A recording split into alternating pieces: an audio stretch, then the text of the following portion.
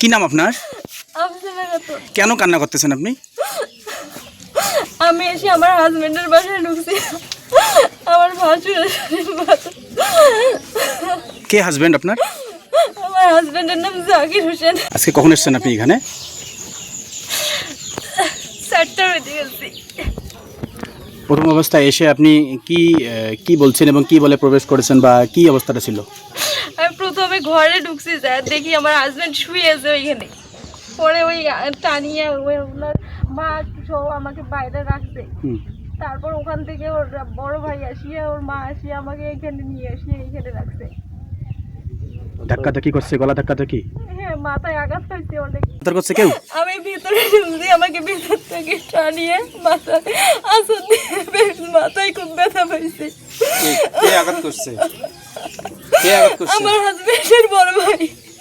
ও, আপনার হাজবেন্ডের বড় ভাই আঘাত করছে মাথায়? আপনার হাজবেন্ড জানে? আপনার হাজবেন্ড জানে? আমার আসি দেখি আমার হাজবেন্ড শুয়ে আছে, সবাই পালিয়ে দিয়েছে, চলে গেছে। আপনার হাজবেন্ড কিছু বলে নাই? না, ও চলে গেছে। কেন কিছু বললো না কেন? জানি না। আপনার বাসা রাজাহাটের কোন গ্রামে? নাভারডাঙ্গা। দরকার নেই, আমার নাফাডাঙ্গা। তুমি এটা না। তো আপনাদের কি বৈবাহিক সম্পর্ক নাকি অন্য কিছু? বিবাহিত সম্পর্ক। কত বছর বিয়ের বয়স? 24 সালে 20 অক্টোবর হয়েছে। কোথায় বিয়ে হয়েছে? ত্রিমোহনী। কি পারিবারিক ভাবে? না, তাহলে আমরা দুজনে যাই বিয়ে করছি, ও আমাকে নিয়ে গেছিল। সম্পর্ক করে বিয়ে করছেন? হ্যাঁ। তারপরে সংসার করলেন কত বছর? পারিবারিক ভাবে জানতো না এটা? না, ও বলতে নিষেধ করছে। 4-5 মাস আমাদের যোগাযোগ ছিল। তারপর থেকে আরো হঠাৎ যোগাযোগ বন্ধ করে দেয়। তখন ওর বাড়িতে হয়তো জানাজানি হয়েছে, 4-5 মাস পর আমাদের বাড়ির ওইখানে গেছে। যা একটা মিটিং বসাইছে, আমি বিয়ে করছি, আমি সংসার করবো, ওরা আমাকে নিবে না, সেটাই বলছে। তারপর ওই অবস্থায় ছিল, আমি ইউনিটে গেছি, যা একটি এমনি অভিযোগ দিয়ে আসছি। ওরা বলছে ওইখান থেকে আমাকে এখানে আসতে, যেখানে তোমার শ্বশুর বাড়ি সেখানে আগে যাও।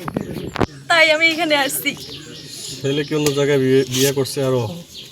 আমার জানা মতে না, তা তো আমি জানি না। আমি জানি যে করে নেই। কতদিন থেকে যোগাযোগ নেই তার সাথে আপনার? বিয়ে 4-5 মাস পর থেকে। তারপর থেকে আর আপনারা কোনো খোঁজ খবর করে নাই? না। কোনো ভরণ পোষণ দেয় নাই? না। আপনি ছিলেন কোথায়? এতদিন বাবার বাড়িতেই ছিলাম। আপনার পরিবার মেনে নিছে? হ্যাঁ। না না না, আপনি তো নেবেন না, নেবে তো আপনার ভাই। ওর ভাইও নেবে না, ভাইকে রিকোয়েস্ট করছি যে চাকরি গেলেও আমি নেব না। আপনি এখানে না আমার বলার নিলে কিছু তো নাই। জোর করার কিছু নাই। না, আমরাও তো জোর করে আপনাকে দিতে পারবো না। পারবো কি? আপনি যদি আমরা না আমাদের দেন- কথাটা নেব শেষ। এই শাশুড়ির নাম? জোসনা বেগম। তারা এখনো জীবিত আছে? হ্যাঁ।